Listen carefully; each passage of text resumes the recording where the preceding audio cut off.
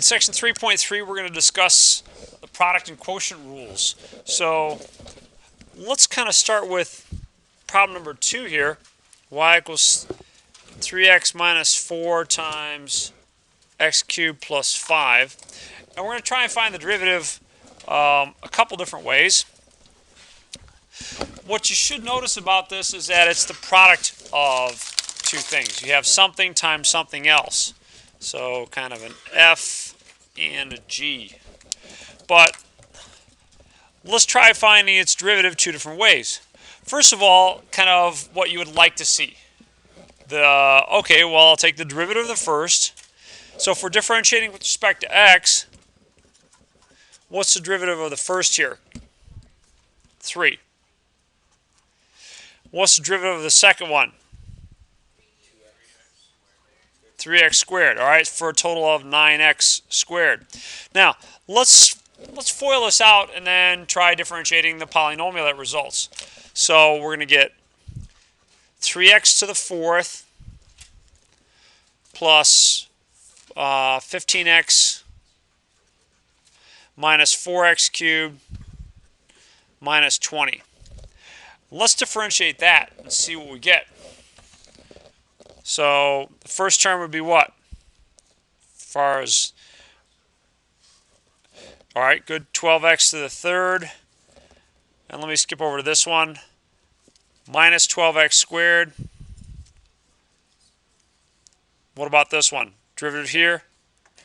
Plus 15 and derivative constant 0. These two things don't look the same. In fact, they look kind of worlds apart. So, what that's saying is that when you differentiate a product that is f times g, it's a little bit more involved than just the derivative of f times the derivative of g. You can see that. It just doesn't work. So, how do you differentiate a product? If you have, say, f of x times g of x, what's the rule? Well, let's find out. So, d by dx, that means I'm going to take the derivative of a product of f times g. Now, I understand this to be two functions of x, so f of x and g of x. But for convenience, we'll just write it as f times g. So the derivative of a product is the derivative of the first times the second, plus the derivative of the second times the first. In other words, you have to differentiate them one at a time. F prime g plus g prime f. So let's go back and apply that to the second of these, or problem number 2. So once again, that was y equals 3x minus 4 times x cubed plus 5. We'll kind of piece this out a little bit. I'll call that f, and I'll call that g. Let's look at the derivative of each of these. The derivative of the first one is just 3, and then 3x cubed. But in order to calculate squared, thank you. In order to calculate y prime, I'm going to need f prime g plus g prime f. Let's see if we can't fill all that stuff in.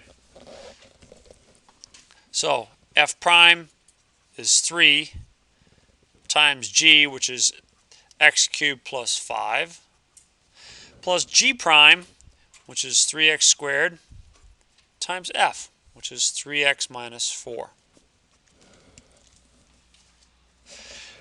Let's distribute and combine like terms. 3x cubed plus 15 plus 9x cubed minus 12x squared. I've got like terms here and here. I'll combine those as 12x cubed minus 12x squared plus 15. If you look back, this answer here matches what we got when we FOILed it all out. Now that's not a proof of this. The proof is in the book, and I'm not going to take time to do that. But it does show you that this method works, at least for this problem. And it works in general. This is the rule that you have to follow when you're differentiating a product. It's just the way it is. All right, so are we okay with this first example here? We're going to practice the quotient rule for several, or excuse me, the product rule for several more examples, and then we'll move into the quotient rule. All right, so the next one I want to try is problem number 6.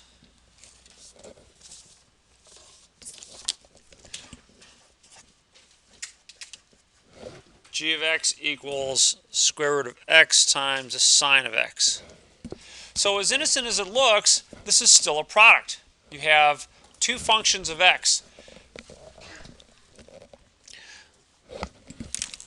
Now, hopefully it won't create some confusion. I'll call this f and this g.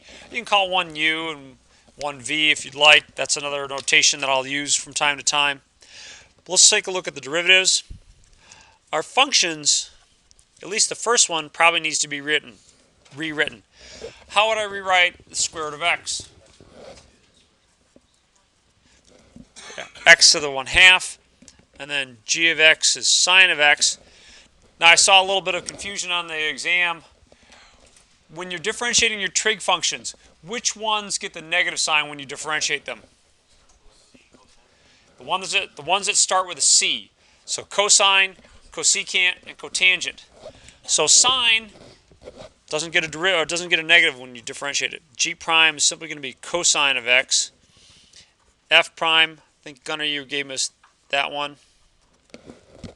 Let's leave it like that for just a moment.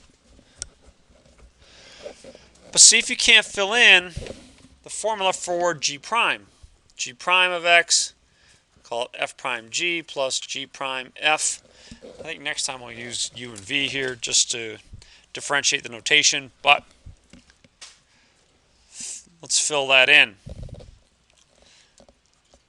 1/2 x to the minus 1/2 times G, which is sine of x, plus cosine of x times F, which was x to the 1/2. Now right now, the goal is just to get down the mechanics of differentiating this. I will tell you that soon enough, we are going to have to play around cleaning this up a little bit. Doesn't look like it cleans up much, but there is some stuff that we can and should do. But right now, let's just focus on the mechanics there. Are we okay with problem number 6? This is really all I'm looking for at the moment. Eventually, we're going to have to do things with the derivative. Let's remind ourselves something. What does the derivative tell you about a function? Rate of change. Good. Slope of the tangent line. So plugging in a value of x will tell you the slope of the tangent line anywhere you want for this function. So that's pretty convenient. Let's try some more here. We'll do a friendlier one. Problem number 14. May give you a chance to do one. Y equals x squared minus 3x plus 2 times x cubed plus 1. Now, of course, you could multiply it all out, and that's fine. You can distribute, etc., collect like terms. You're going to get a polynomial. But take advantage of the opportunity to try and use the product rule.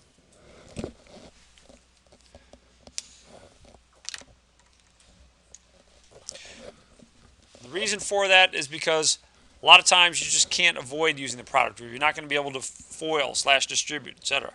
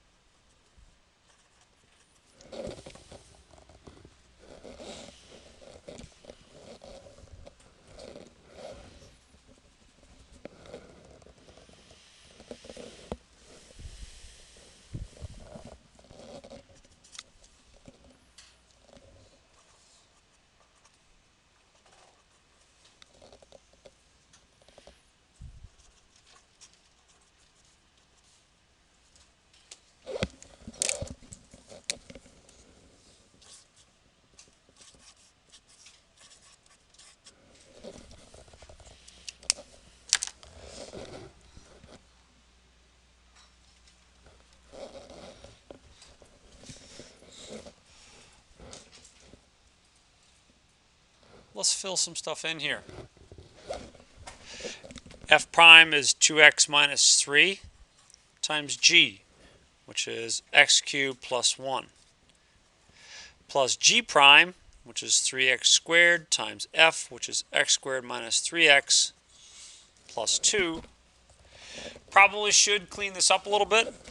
So let's FOIL out the first two terms.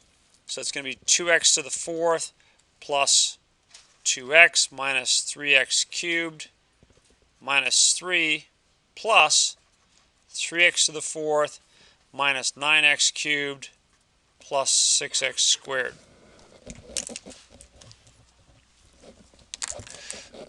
All right, so let's combine like terms. We got like terms here, and where else? Got some cube terms that we can combine. I think that's about it. So should get 5x to the fourth minus 12x cubed plus 6x squared plus 2x. Thank you, minus 3. Okay, looks pretty good.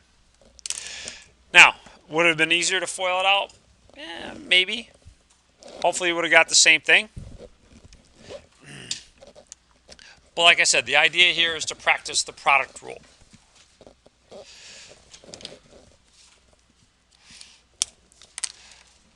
Let's try a different one. Problem number 42. Again, I'll give you a little bit of a moment to work on those. Problem 42, we've got f of theta equals sine of, theta plus 1 times the cosine of theta.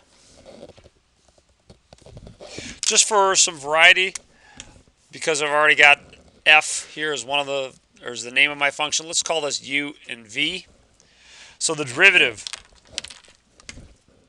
f prime of theta using u and v is going to be u prime v plus v prime u. U prime v plus v prime u.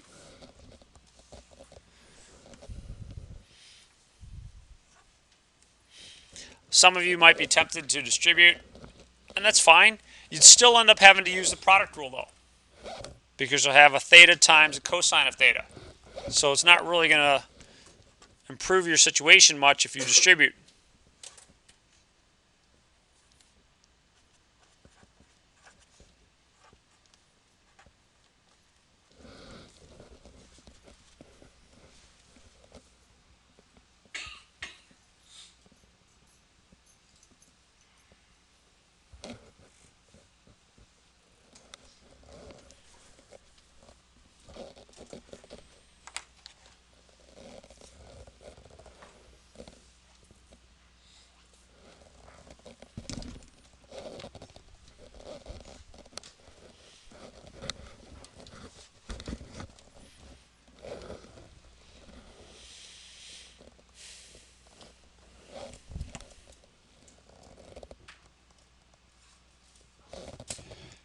In this one, keep in mind you're differentiating with respect to theta. So what's u prime going to equal? 1. V prime minus sine of theta. There's that negative sign. If it starts with a c, your trig functions, when you differentiate it, you're going to get that negative sign. So f prime of theta is going to be 1 times cosine of theta plus negative sine of theta times theta plus 1. And you can distribute and clean this up a little bit. It'd be cosine of theta minus theta sine theta minus sine of theta.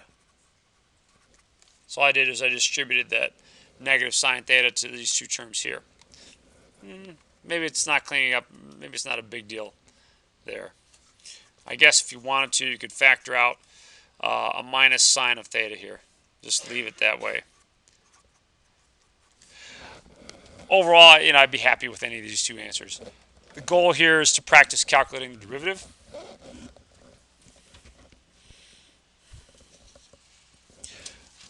You're looking okay with problem 42? Let's try problem number 66.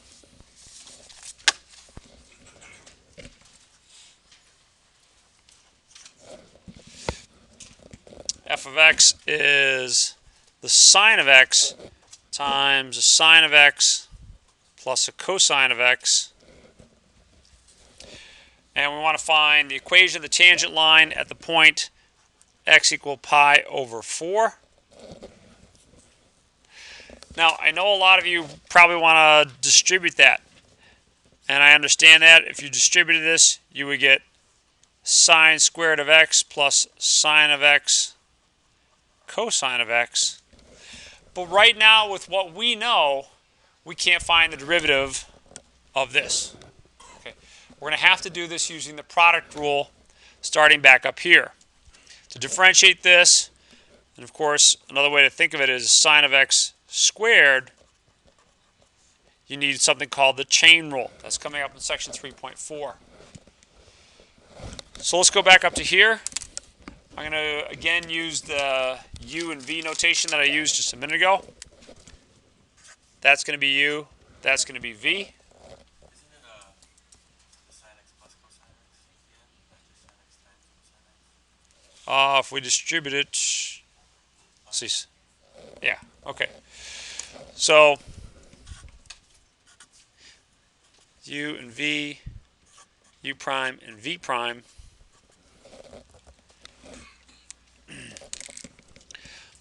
So u is sine of x, v is sine of x plus cosine of x.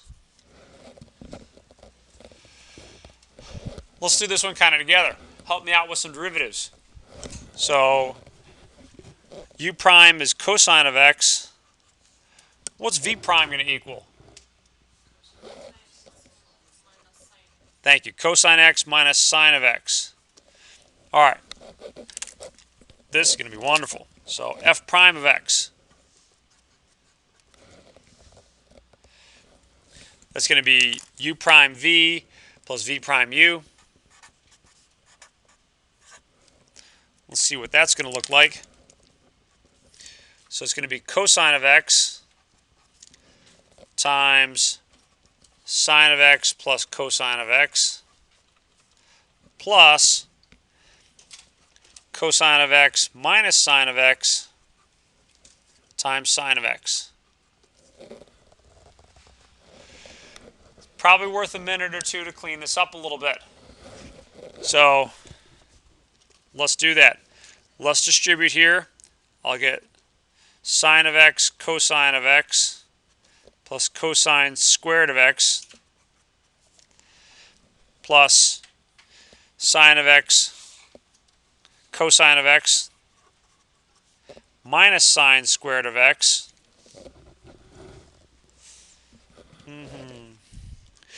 If you notice, I've got two like terms here and here. So this is 2 sine of x cosine of x plus cosine of x squared minus sine squared of x. Actually, both of those simplify a little bit more. Not that it's something that you really need to know. That's okay. But let me just kind of remind you of a couple of your trig identities. Both of these are trig identities. Does anyone recognize them? How about the first one here? 2 sine of x cosine of x. Sine of 2x. Well done. How about this one? Cosine of 2x. Now, if and when you need these things, I'll try my best to remind you, give you a heads up. I realize that these aren't things that you keep on, the top of your head. So if I foresee the need that you're going to need these things, I'll remind you. But that's our f prime. Let's see if we can't figure out the equation of the tangent line. just to save ourselves some time on the problem, let's take advantage of the fact that they told us what f of pi over 4 was. F of pi over 4 was 1. So we've got our point, pi over 4 and 1. What else do I need to find the equation of the tangent line? The slope. This tells me the slope of the tangent line. So if I want the slope of the tangent line at, say, pi over 4, it's going to be f prime of pi over 4, which is the sine of 2 times pi over 4 plus the cosine of 2 times pi over 4. I have to admit it's convenient having the double angle identity here because this turns into the sine of pi over 2 plus a cosine of pi over 2.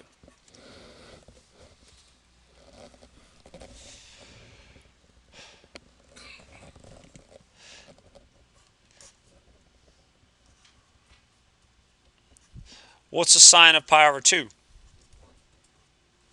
1. And the cosine of pi over 2? 0. Remember, you're at 90 degrees. The x-coordinate there is 0. The y-coordinate is 1. So, well, isn't that special? Slope of the tangent line there is 1. Let's put that together and figure out what the equation of the tangent line is.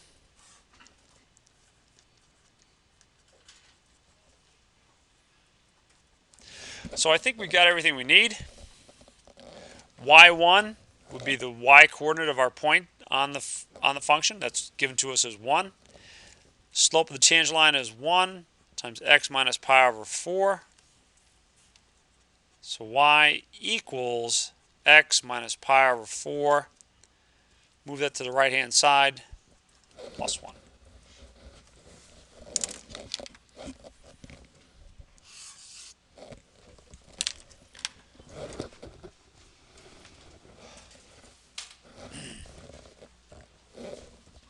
How could you check that if you wanted to? If you're like, it looks kind of strange. How could you check it? Yeah, graph it on your graphing calculator. All right. I'm not sure we're going to take the time to do that now, but this is stuff that you can do and can check on your graphing calculator very easily. Are you okay with problem 66? Now that one might have gone a little bit fast, but if there's something you'd like me to go over, let me know.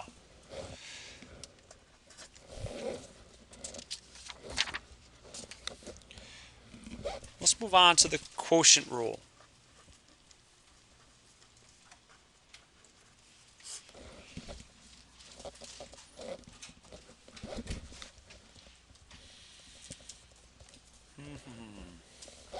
Quotient rule is even more convoluted than the product rule. You're going to like the quotient rule. It's awesome. So let's take a look at the quotient rule.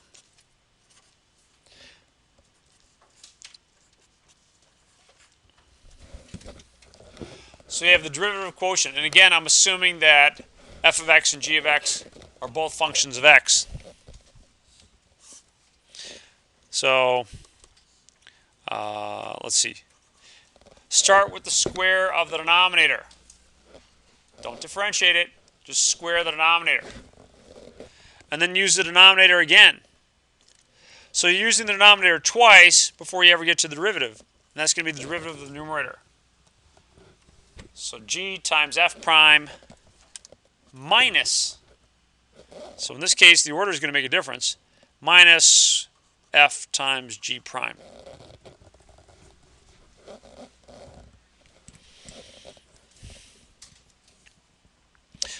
I had a student who liked to remember this by thinking of this as the low and the high, and he would think of it as high d low means derivative of the denominator. No, it'll be low d high minus high d low square below. Was his little limerick there. Whatever you do, definitely make sure you have that memorized. let's apply that to some problems. We'll start with problem number 12. F of x is the cosine of x over x cubed. And I've switched, they had a t there in the book. I'm using an x just because it's a little easier not to see that it's a plus.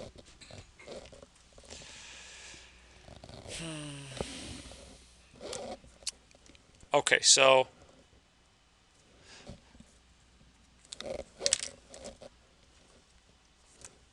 let's take a look at both of these things. And I know I've already got an f here. I'm using it again. I'm sorry if there's any confusion. G is x cubed. F is cosine of x. F prime and G prime are things that I hope that you pretty much see, right? Especially G prime is 3x squared. What's F prime? Good, negative sine of x.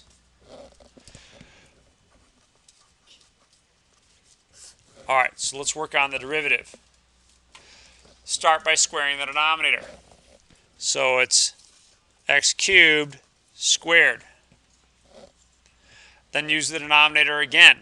I want g times f prime. So it's x cubed times f prime.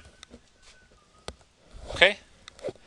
F prime minus sine of x minus f times g prime. So minus cosine of x times 3x squared. This one we can and should clean up at least a little bit. But the basic formula, are you okay here? When you're doing your test, I give you partial credit. I mean, if you got that far, you get a good chunk of credit. You've applied the quotient rule correctly. You recognize that you use the quotient rule. So try and get as far as you can on these things. Now, let's get in the good habit of cleaning this up a little bit. What do I get in the denominator? Is that a 5 or a 6 is the exponent? 6, good. Minus x cubed sine of x minus 3x squared cosine of x. You cannot cancel this x squared into this or this x cubed here. This numerator, because you're adding or subtracting these terms together, they're joined. They're joined in mathematical matrimony. It's a marriage. You break up that marriage, and I'm going to write homewrecker all over your test. Bad news. Don't want to be a homewrecker. What can you do to work with this? How about if I factor out the GCF here, and I'll factor out the negative. So let's factor out a minus x squared. That's going to leave behind x sine of x plus 3 cosine of x over x to the 6th. So what's the difference between this and this? How come I can cancel now whereas I couldn't before? Yeah, these are being multiplied. You can cancel into a multiplication. You can't cancel into a subtraction or an addition. This has to be regarded as one whole term when you're adding or subtracting. But I can cancel here. So I'm left with minus of x sine of x plus 3 cosine of x divided by x to the 4th. That's what I'd be looking for. But it's a good habit to be into to clean these things up a little bit, because soon enough you're going to have to work with these things. You have to set them equal to 0 and do some solving, etc. Answer other questions, find out where it's positive or negative. There's a lot that's coming our way in that regard.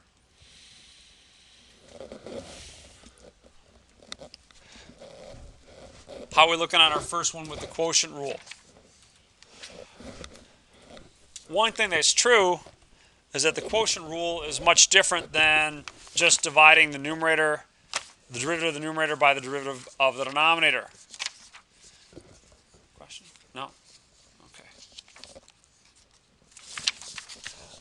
Let's look back at problem from your exam, number 17. And let me just call this, so that I avoid some of the confusion, let me just call it h of x equals x cubed minus 3x squared plus 4 over x squared. Theoretically, you could use the quotient rule on this. Nothing wrong with using the quotient rule.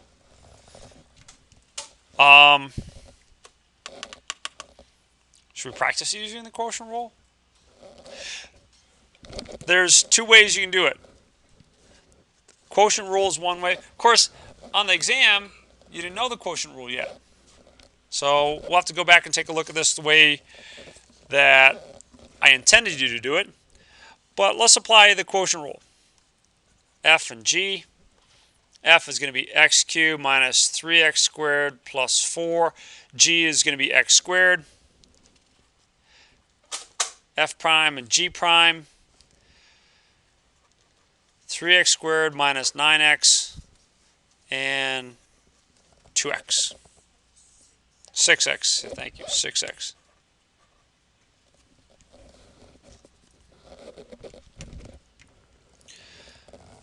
So let's take a look at what the derivative is going to be. H prime of x, square the denominator, x squared squared. And then the denominator times the derivative of the numerator. So 3x squared minus 6x minus f prime g, so the numerator, x cubed minus 3x squared plus 4 times the derivative of the denominator, which would be our 2x. Let's see if we can't clean this up a little bit in the numerator and denominator for that matter.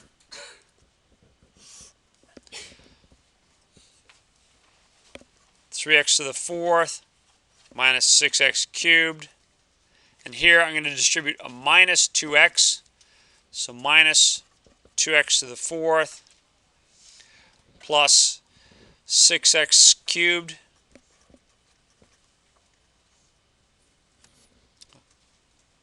minus 8x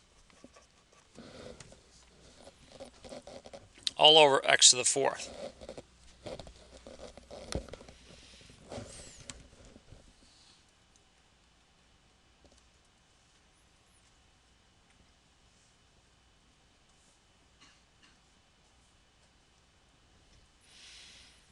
Okay.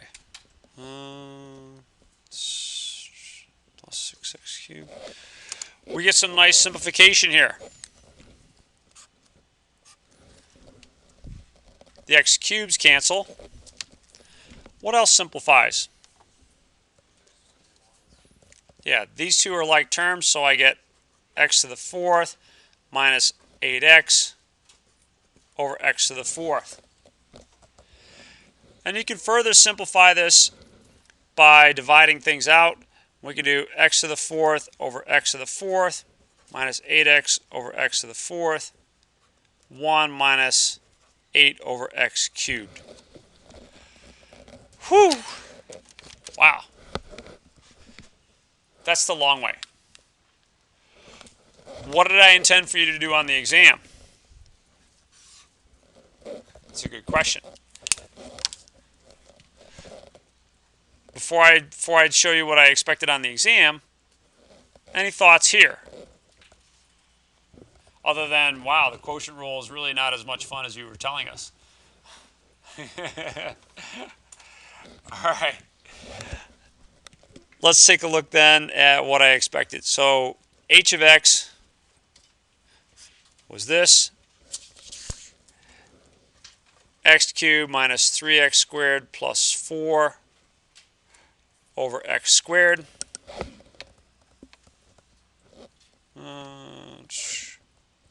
So what I expected was this. I expected you were going to divide each term by x squared to break it up into a nice little, not quite polynomial term, but the sum of polynomial-like terms. So it'd be x minus 3 plus 4x to the negative second. That's what I had expected. What's the derivative here?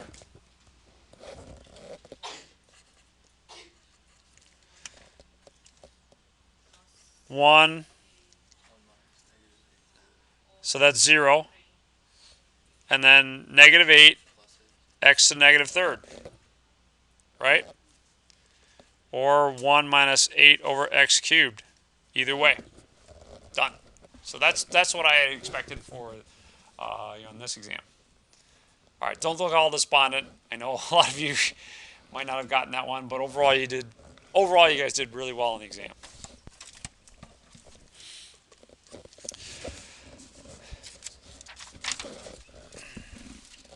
Okay, time for you to try one or two.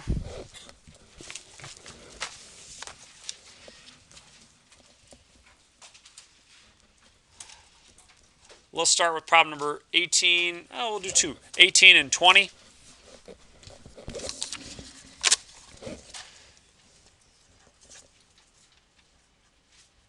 You know, I'm going to call these h of x.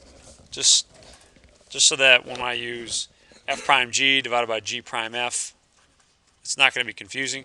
So let's call this h of x is a sine of x over x. And I want to find the value of the derivative at pi over 6. Likewise for problem number 20. Again, we're going to rename this. H of x is cosine of x over e to the x. This time we want to find the value of the derivative at c equals 0. So there you go. Mimi and I walk around and try and help out a little bit.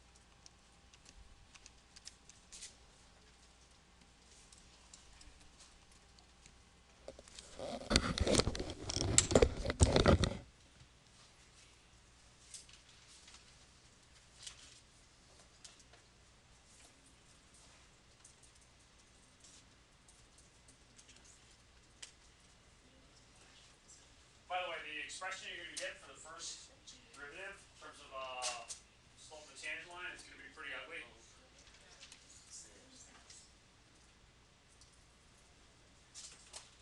You just got to put in pi over 2.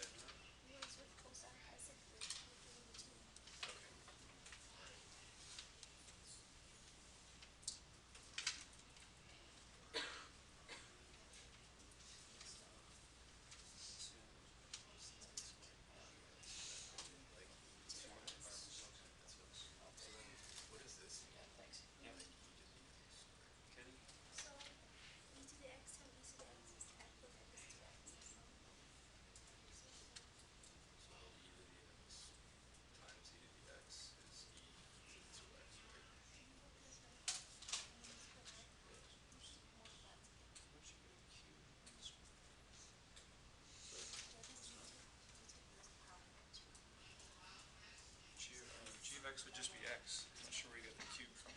Okay, so this is like. Okay, so it's Squared. squared. I see what you're saying. Okay, yeah. Now you need to plug in pi over 6. And then here you can factor out a negative. It should be negative sine of x. Remember, it starts with c. Right. It should be negative. Both of these you have a negative. You factor out the negative d dx, then cancel it. One on one's up and down. Okay.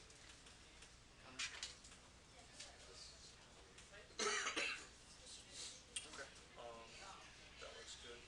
I didn't simplify it as far as you did, but that's great. Alright. Factor out negative d dx, cancel with the denominator, and then plug in c equals 0. You need to also plug in pi over 6.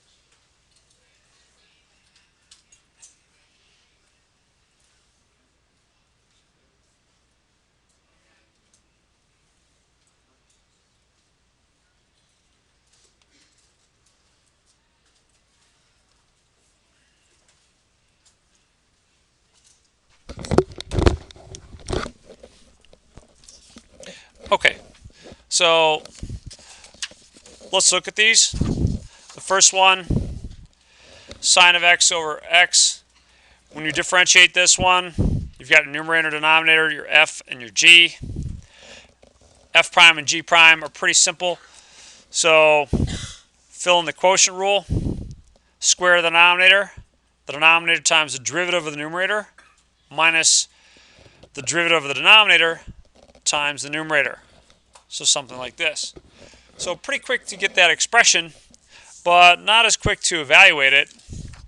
If you plug in pi over 6, one of the things you're going to have to remember is that the cosine of pi over 6 is the x-coordinate at your point there at pi over 6, 30 degrees. So that's square root of 3 over 2. Sine of pi over 6 is 1/2. Now, personally, I just kind of left it here. I squared out that denominator as pi squared over 36. And then you can plug that into your calculator to get an idea of what that would be like.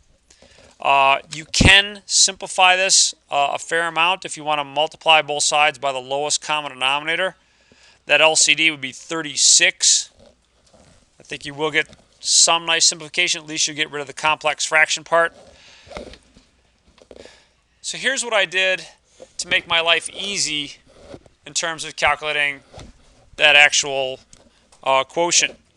So all I did is I did the numerator first, pi over 6 times root 3 over 2 minus 1/2. Once you get that, then you want to divide by pi over 6 squared. If you hit the division key, it's going to take your previous answer and divide it by whatever. In this case, pi over 6 squared. So that's one way to check it. How's another way to check it?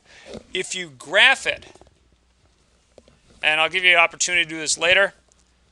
So here's my window. If you graph it, then there's a way you can check it as well. Hit the second key, then the trace key. Does there look like there's anything that's promising on this window? dy dx. Now, right now, you don't have anything here that looks like it's inviting you to type in a number, but if you start to type in a number, like if I hit the second key and then the up arrow key, like pi divided by 6, you're going to get the coordinates of the point. But not only that, you should see dy dx, and it's exactly the thing that we got on our home screen. So if I exit out, you'll see that those two things match. All right, so cool. I think we nailed that one.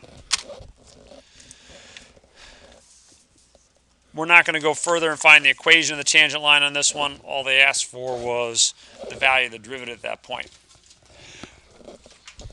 Any thoughts on problem number 18? Can we put a wrap on that one? Good with 18? Let's try problem number 20. Again, another quotient rule. F and g, cosine of x and e to the x. Of course, e to the x is pretty nice because it's its own derivative. F prime is going to have that minus in front, When you differentiate trig functions that start with a c, you get that minus h prime square of the denominator, e to the x squared. Then the denominator, e to the x times the derivative of the numerator, minus sine of x, minus the numerator times the derivative of the denominator. If you pay careful attention, up here in the numerator, I've got a greatest common factor of e to the x. I'll also factor out that negative. So negative e to the x. That's going to leave behind sine of x plus cosine of x over e to the 2x. I've got two of them here and one of them down here. Because these are being multiplied, I can do my cancellation. That leaves a minus sine of x plus cosine of x over e to the x. This is a good place to call it a wrap on the calculation of h prime of x. There's still one last thing to do, though, and that would be to calculate h prime of x at 0.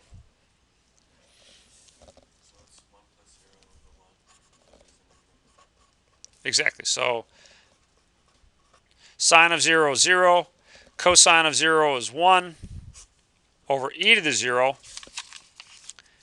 Basically, negative 1 over 1 or negative 1. Whew. Yeah? Thumbs up. How many people got that last one? All right, fair number of you. Good job.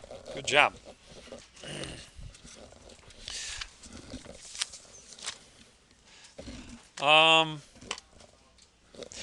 One of the things that I wanted you to get in looking at problem 17 was the idea that if you can avoid the quotient rule, then most often it's a good thing to do to just do that, avoid the quotient rule.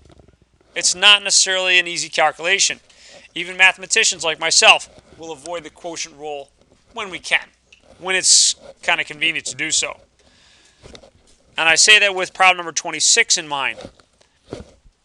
Y equals 2x over x to the 1/3.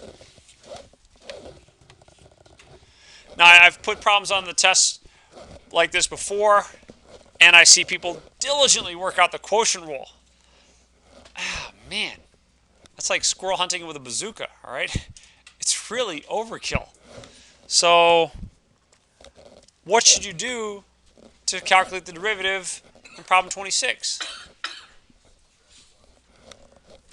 Yeah, just subtract the exponents. This is 2. Regard that as a 1, or better yet, a 3/3. That's 2x to the 2/3 power.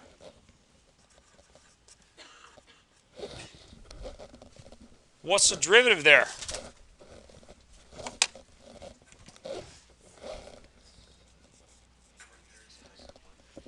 All right, so 2 times that's going to be 4/3, x to the negative 1/3, and that's it, right? Wow. That was easy. Yeah. All right, so, avoid the quotient rule if and when you can. It's definitely worth your while. Now, let's play around with an example that's not necessarily in the book.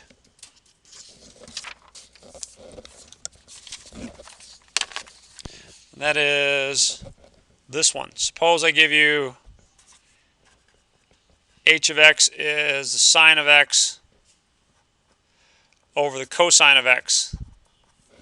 Now, I will give you kind of a little heads up here. There's one trigonometric identity that you should know cold, and I don't need to give you a heads up for it. What is it? Sine squared x plus cosine squared x equals 1. That one you should have cold. I mean, period. The most important trigonometric identity there is. All right, so suppose I want to find the derivative here, h prime of x. Well, I'll regard this as f of x is sine of x, g is cosine of x. Okay. F prime is cosine of x. G prime is what? Negative sine of x. Let's fill in the form for the derivative here. So f divided by g prime, square the denominator. The denominator again times the derivative of the numerator, and then the numerator times the derivative of the denominator. Let's see how that looks for this one. All right, so I get cosine of x squared, and then cosine of x, well, times cosine of x, right? Minus sine of x times negative sine of x. This is an important example for a couple reasons. One of which is to remind you of some notation. Cosine of x times cosine of x is really cosine of x quantity squared like this, but a lot of times we don't write cosine of x squared like this. Yeah, we put the square here. That's squaring the whole function. So this and this mean the same thing. Now in the numerator, what do I get? Cosine squared of x plus sine squared of x. So it's 1 over cosine squared of x, secant squared. Excellent.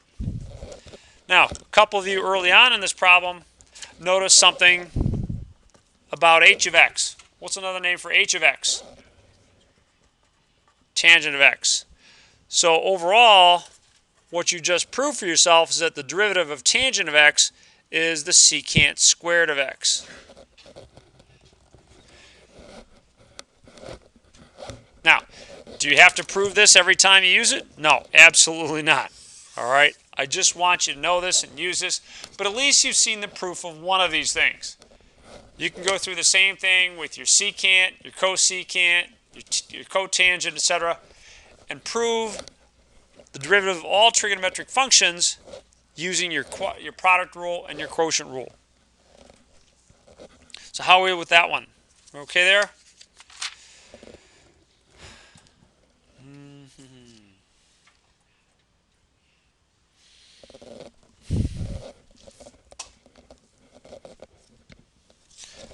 How comfortable are you with the quotient rule so far? Doing all right?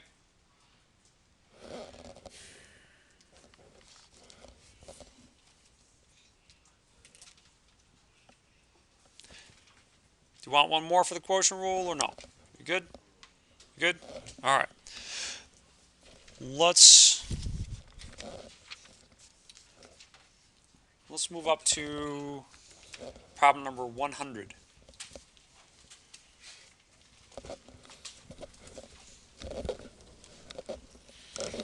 We're going to start calculating higher order derivatives. Higher order derivatives. Ooh, sounds kind of scary. Impress your friends with this, right? Tell them, hey, we calculate higher order derivatives. Sound pretty awesome. Really, it's not all that big of a deal. We start out with functions f of x, and when we find its first derivative, we'll call it f prime of x. But we don't have to stop at just the first derivative. We could calculate the second derivative. In fact, we dealt with the second derivative earlier in this course. The second derivative of the position function gave you the acceleration function. The third derivative of the position function, remember what that was called? Jerk. Yeah. Did anyone use that call somebody a third derivative? All right. Probably wise. After the third derivative, we kind of get bored writing all these little hash marks. So what we'll do here is I'll put a 4 in parentheses. And then so on. 5. So it's kind of a sequence after that. Like I said, after the third derivative, we don't typically put 4 hash marks there. We'll put a little 4 up there in parentheses. In problem number 100, our task is pretty simple. F of x is x squared plus 3x to the negative third. They want us to find the second derivative. So, so it's just 2 steps. You've got to find the first derivative. After you find the first derivative, find the second derivative. So, we'll start out here. F prime of x. Sarah, what's f prime of x going to equal?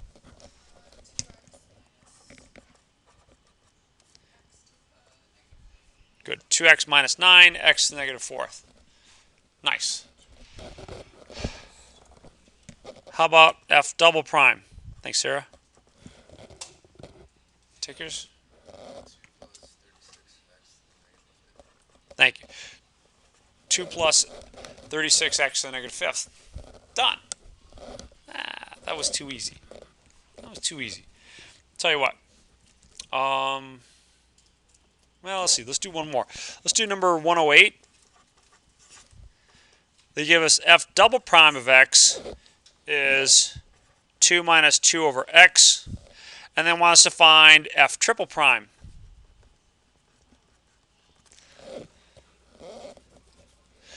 Do I need to use a quotient rule on number 108?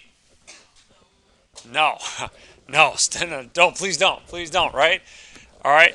What do I have to do so that I can avoid the quotient rule? Thank you. 2 minus 2x to the negative first power. And the derivative there flows through pretty quickly. Alex, what's the derivative? Good. Constant is 0. That becomes positive. 2x to the negative second, or 2 over x squared. That's fine. So these were kind of easy. So let me give you one that will keep you busy for a little while. Give me a chance to rest. I did a long bike ride already this morning, so I want to just chill for a bit. F of x is a sine of x. What I'd like you to do is find f83 of x. There you go. Good luck. I'm just going to go to the snack machine for a little while and hang out. All right. Have fun. All right, tell you what. I'll do the first couple with you, all right? And maybe we'll figure out something about this. So let's start with f prime of x. What's f prime of x going to equal? Cosine of x.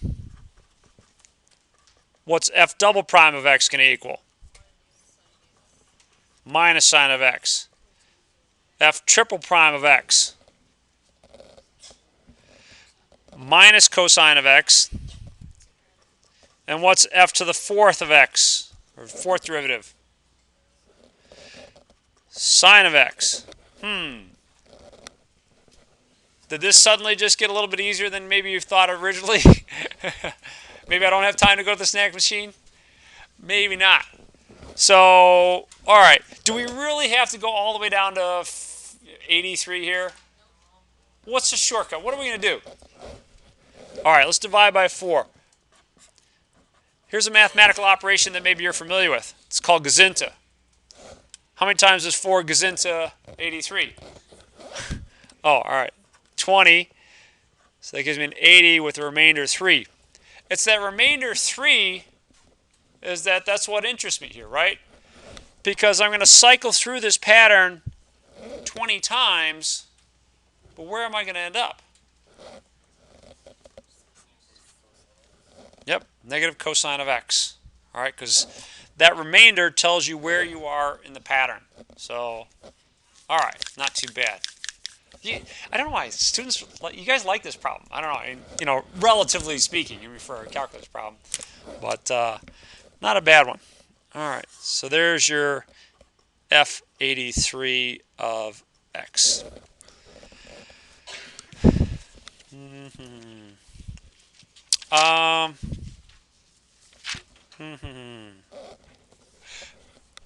Just one other quick note. Let me hint at the solution to problem number 138. So suppose I have a general second degree equation here. So it's a parabola. Don't know exactly what it is, but let's calculate a few derivatives here. Y prime of x would be 2a to the x plus b. What's y double prime going to equal? 2a. What's y triple prime going to equal? 0. You're differentiating with respect to x. This is a constant. The derivative would be 0. So when you have a second degree polynomial, you can only take two derivatives before everything's going to turn into 0. It's going to be 0 for everything all the way on out from here. Oh, but then it wouldn't be a polynomial anymore. Yeah. So good call. All right. But problem 138 looks like this. We have y equals x plus 1 times x plus 2 times x plus 3 times x plus 4. And they ask you to calculate d to the fifth of y over dx to the fifth. Basically, they're asking you to calculate the fifth derivative of this polynomial. But let's think if we can't generalize our experience up here. This was a second degree polynomial. After two derivatives, the rest were 0. Without multiplying this out, what degree is this going to be? So what's the fifth derivative going to equal? 0. Beautiful. All right. Let me give you some homework here.